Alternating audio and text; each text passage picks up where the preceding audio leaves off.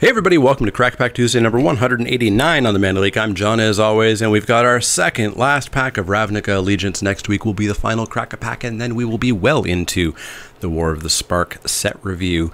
As always, this is a sponsored Crack a Pack. If you want to get in on this, you can go to patreon.com/themanaleak, become a $5 donor or above if you want to. I'm not going to stop you. And there are a number of very appreciative donors who are above that amount. You will get entered each week to get all the cards out of this pack, or some or none, or whatever you want. Most people just want the rare. This week, this is going to Grzegorz, so he'll have to let me know if he wants any of these cards. And we're going to crack this open. We're going to talk about what's in it and what we would take pack one, pick one if this was a draft. I will be starting War of the Spark Crack-a-Packs, by the way, the week after pre-release, so I'm not even going to wait until release day to start those Crack-a-Packs. Up first is Scorchmark. Scorchmark's 1 and a red for an instant. Scorchmark deals 2 damage to target creature. If it would die this turn, exile it instead. Solid card. I wouldn't want to first pick this, but I also wouldn't feel terribly bad about first picking it. So we get to actually keep this in frame, which we don't often get to do until several picks in. Up next is Bring to Trial. Bring to Trial is 2 and a white for a sorcery. Exile target creature with power 4 or greater. It's much more sideboardy. There's a lot of decks that have 0 creatures with power 4 or greater. It's basically Gruul and late game Simic that you might hit with it. So I don't like main decking this ever. I'd prefer to keep it in the sideboard. And even in best of 1 on Arena, I'm not super sold on playing it main deck. I think there's just better ways of winning without playing this card. So not a first pick ever. Up next is Thought Collapse. Thought Collapse is 1 blue for an instant counter target spell. Its controller mills the top 4 cards of their library.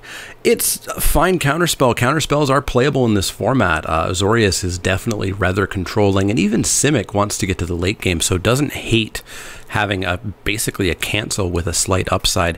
The mill game isn't really what you're going to be doing, but it's an okay counterspell. I've played it. I've played it way more than I've played cancel, and it's fine, but it's never a first pick. Up next is Rubble Belt Runner. Rubble Belt Runner is 1 red-green for a 3/3 with no text.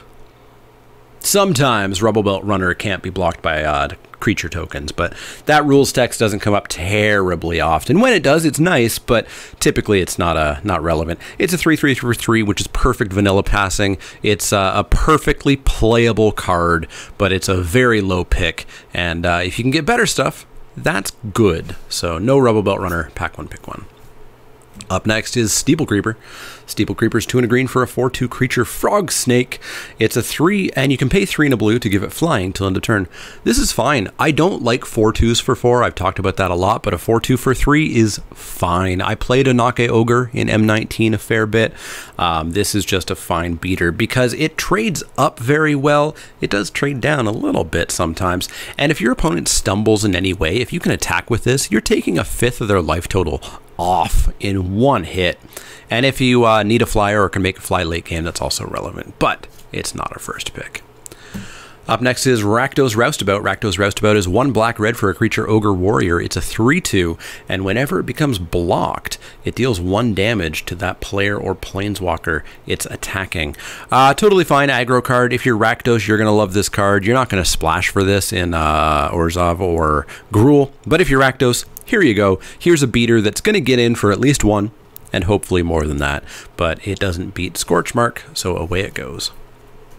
Up next is Get the Point. Get the Point is 3 black-red for an instant, destroy target creature, scry 1. Well, destroy target creature power 2 or toughness 2, destroy anything. We have a new first pick. Get the Point's fine. It's totally fine. Rakdos is probably the weakest guild, but that doesn't mean as much as it meant in Guilds of Ravnica. The weakest guild in Ravnica Allegiance still can absolutely win a draft, and so Get the Point is still a very strong card, and it's even splashable if you're in Orzhov or Gruul. Up next is Justicier's Portal. Justicier's Portal is 1 and a white for an instant. Exile target creature you control, then return that card to the battlefield under its owner's control, and it gets first strike till end of turn. I don't like it. I've used it very rarely, and even when I've used it, it hasn't been super relevant. It takes up a card It takes up a card in your deck, and I've talked about this a lot. If you're new, listen to this. This costs a card in your deck, and that's very expensive because this could be a Scorchmark, this could be a creature, this could be anything. Instead, you're playing a card that's only good if your opponent uses removal on a card that you want to not die, and you have this in hand, and you have 1 and a white up.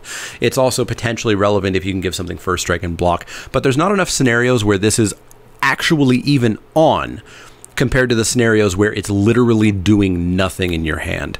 So not a card that I like playing, and definitely not a first pick. Up next is Final Payment. Final Payment is white-black for an instant.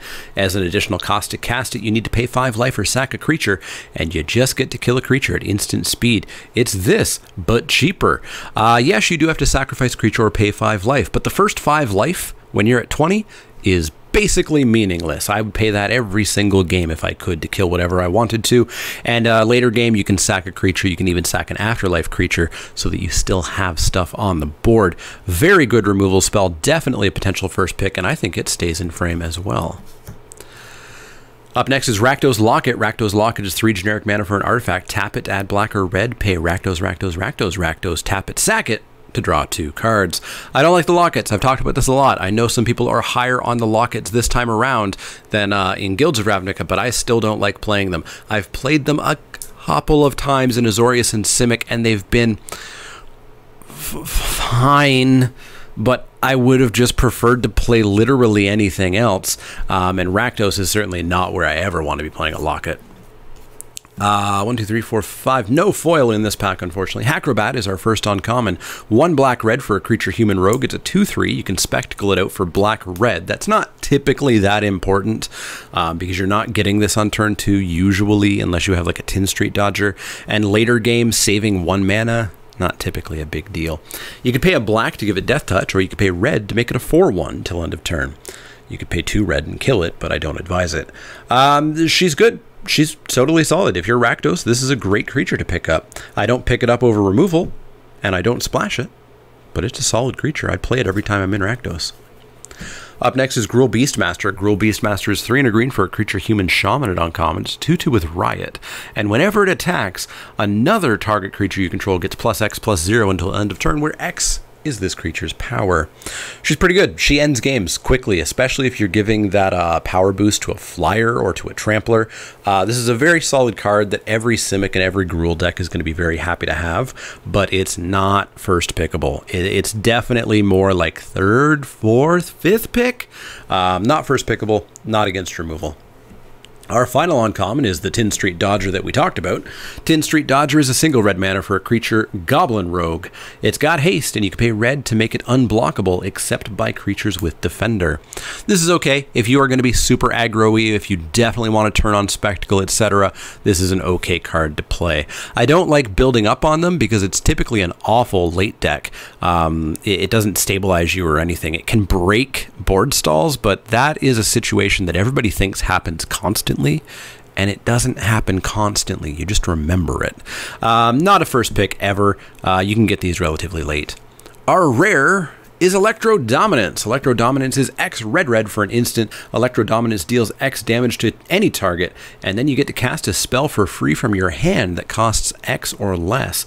This is a good card.